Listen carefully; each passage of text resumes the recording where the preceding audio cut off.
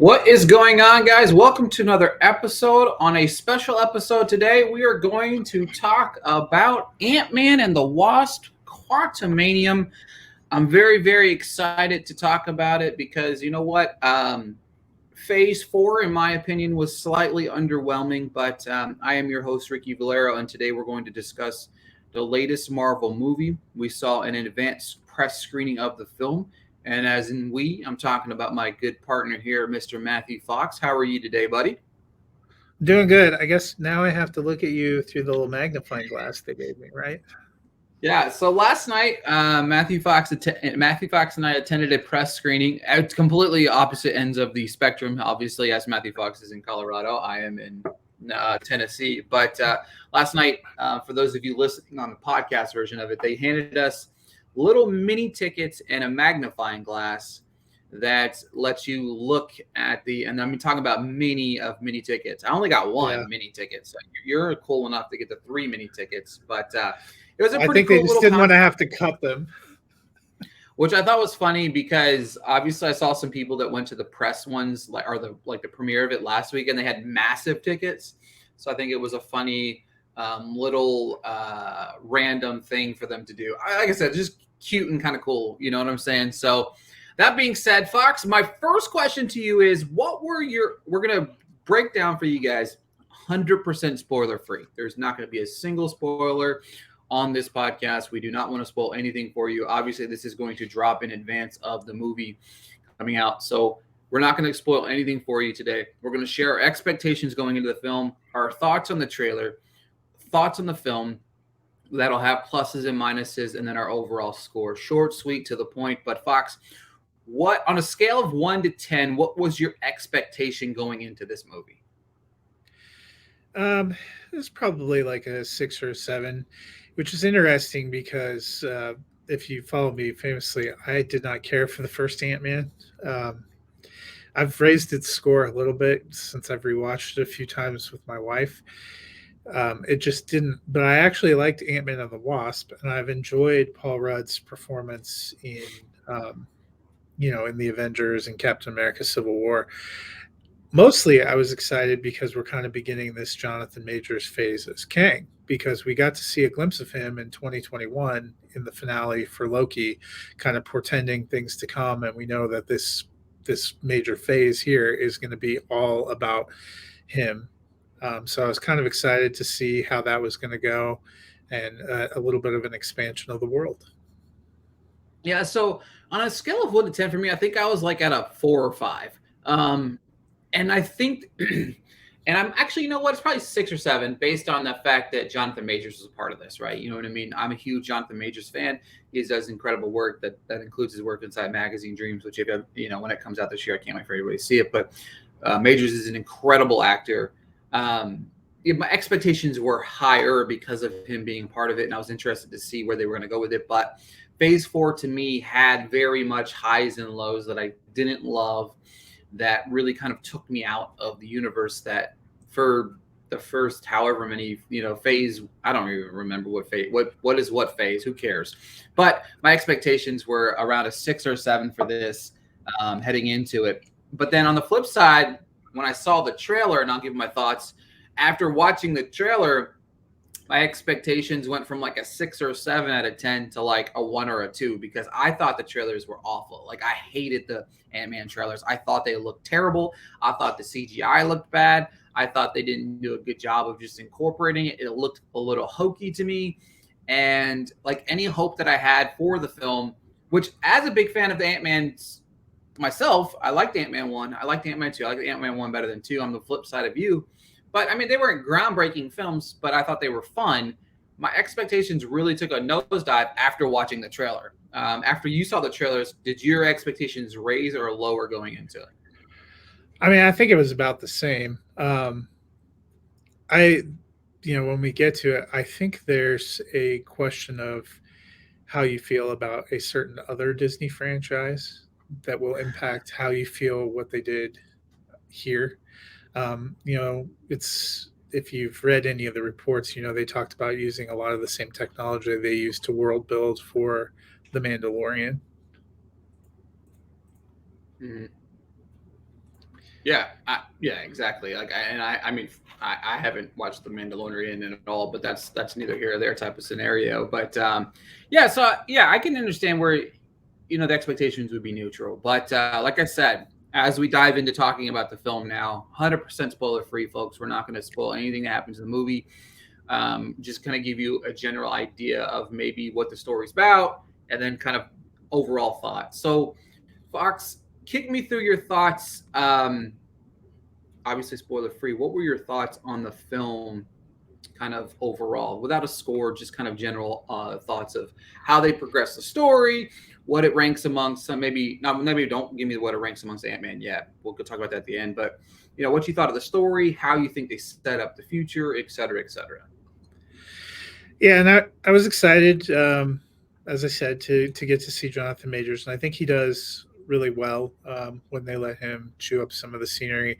They didn't use him probably as much as we would have thought, and I think that's just because so this scene has both a mid credits and a post credits sequence, and you get a feeling that this is really just um, the first of many Jonathan Majors projects, which we know is true because the next Avengers is Avengers Kang Dynasty in 2025. So we have three pretty solid years of him popping up, kind of like I would say it's more of an expanded look than we got of Thanos. But Thanos started appearing, and we didn't realize it always at the time, but they were looking at the Infinity Stones for years in the MCU before it all kind of comes to a head, and I feel like we're going to see that a few times.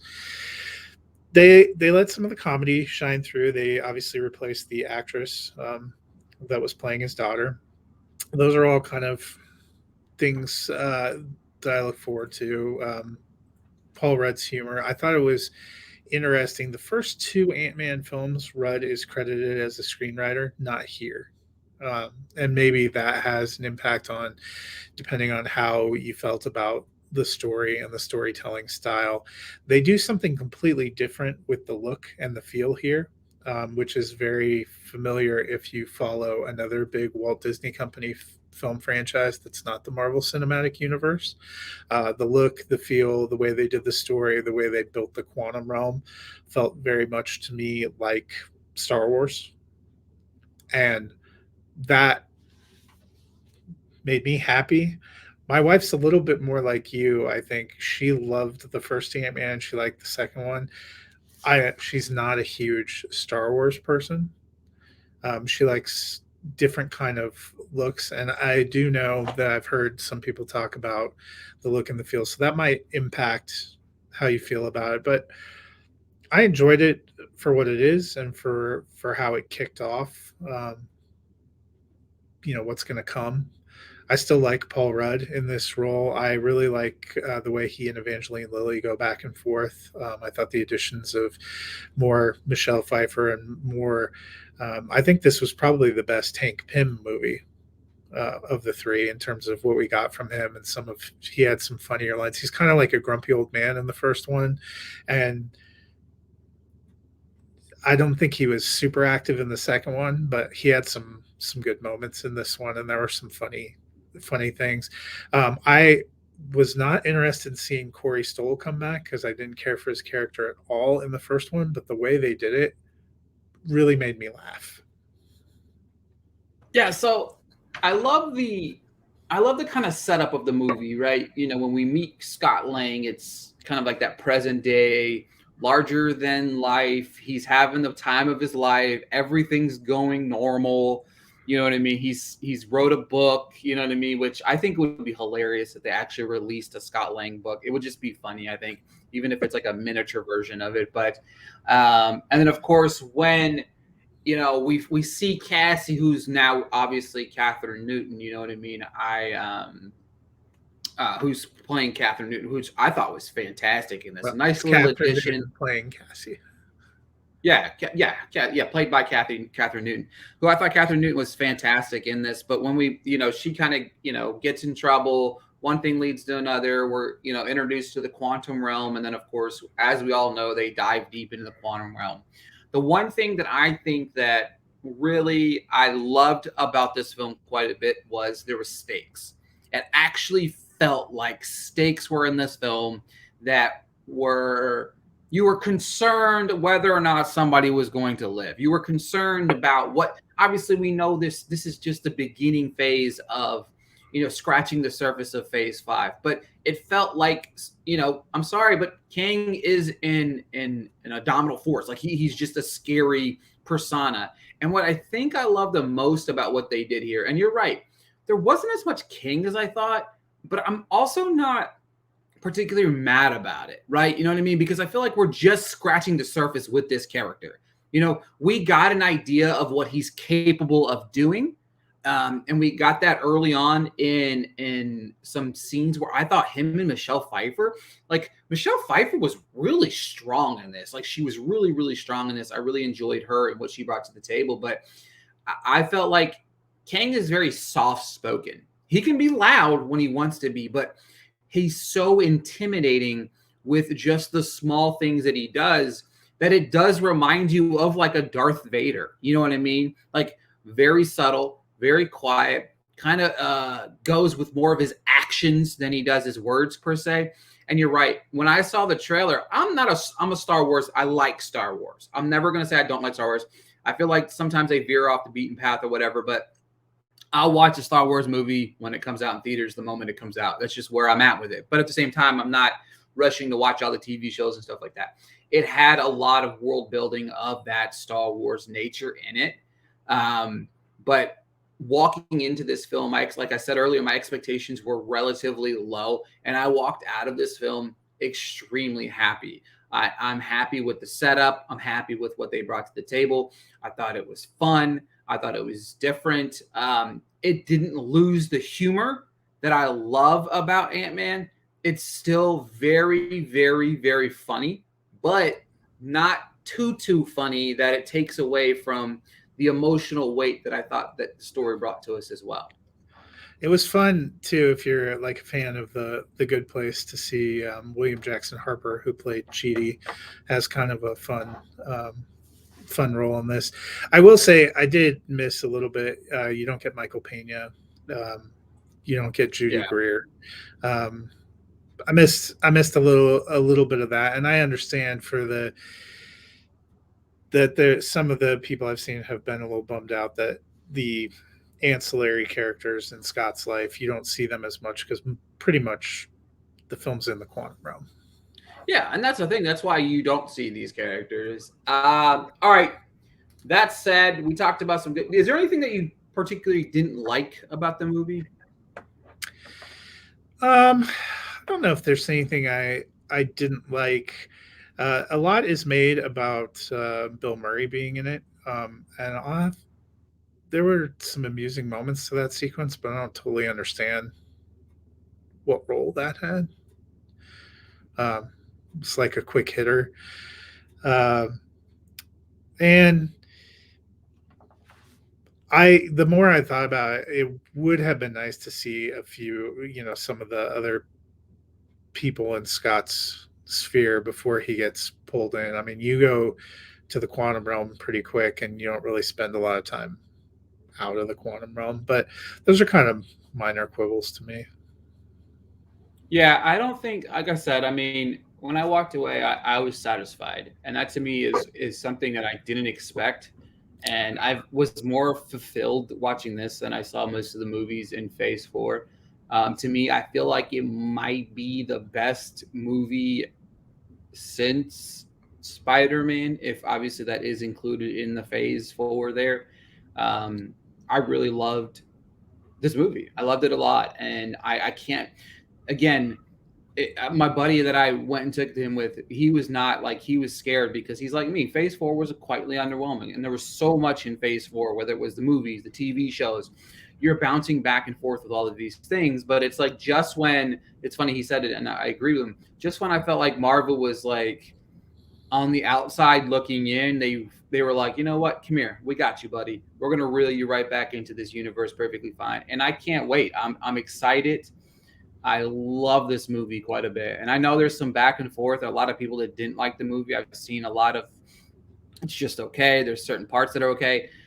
give me your overall score out of 5, Matthew Fox, and just overall score, overall thoughts of the film. Yeah, and I'll say I didn't dislike Phase Four as much as you. I actually really liked Thor: Love and Thunder, which came out. I did But too. I did. I liked it. yeah, so I have that movie above this. I gave it 3.5 stars. I think it delivers pretty. I also liked Wakanda Forever a lot. I think we're underselling Phase Four. When you come off of Avengers Endgame, what is there? I mean, that was such a massive build-up project, 10 years in the making. I think any of the first few coming off that, trying to figure out what they were going to do after they basically eliminated all the characters. And I do agree with they had an interview with Kevin Feige who said this one feels the most connected back to that Avengers world of something we've had, and there are a lot of fun nods to him being an Avenger, and to him now defining himself as an Avenger and part of that. So I gave it 3.5. It's been my favorite of the new releases so far this year. Yeah, I gave it a 4 to 5. I think I was at 3.5, but I think just my expectations of the next phase based on everything. For those of you listening, we're not going to say what happens in those, but there is 2 post-credit scenes, one in the middle, one at the end, typical of Marvel these days. And I think that the second of the 2 post-credit scenes really is fantastic, and it's like. Yeah. I loved where they're going with it. Again, I think there's a lot of elements in this story that I loved. Again, overall, I think it's the perfect way to start Phase 5. I love the performances. I feel like there really wasn't that many bad performances. Bill Murray was there. I agree with you. It wasn't a bad performance. I just don't. No, if he wasn't, I don't know what it added. Would we even have made anything of it? Right. It was just like, I feel like he was just like a middle component to get to where it was going. And I don't know if I really needed it. I love that the movie's only 2 hours and 4 minutes long. Loved that. Please get back to Marvel movies being only 2 hours. And then your big movies are exponentially, you can be 2.5, 3 hours long because it's a moment. You know what I mean? You're building up this steam to these moments. But I thought Jonathan Majors, he's incredible as Kang. Paul Rudd is amazing at Ant-Man, right? You know what I mean? I never thought in a million years that I really would love this character. And whether you like the movies or not, I think he's perfectly casted here, right? You know what I mean? Like, he really is a home run.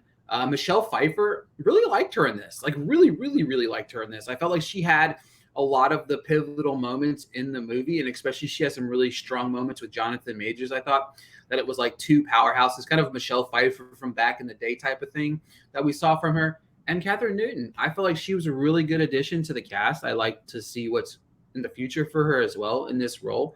I like how they kind of small played what she was going to bring to the table throughout the entire movie. And then it kind of was like, hey, there we go. But like I said, overall 4 to 5. Excited for what is in store. And I think what's next is Guardians of the Galaxy. And I think both of our expectations for that are through the roof. I haven't watched the trailers yet, but I've heard that the trailers I heard the trailers for Guardians of the Galaxy are quite emotional. And we know that this is James Gunn's farewell, and some of the characters farewell to this universe. Characters. So I'm looking forward to what's ahead with that. Very, very excited for Guardians of the Galaxy. Love the first 2 movies. I own the first 2 movies soundtrack on vinyl because they're bangers. But overall, Ant-Man the Wasp Quantumania, it comes out in theaters on Friday. Make sure to follow Matthew Fox on Twitter at Nighthawk7734. Follow myself at Ricky Blair _. We will talk to you guys later.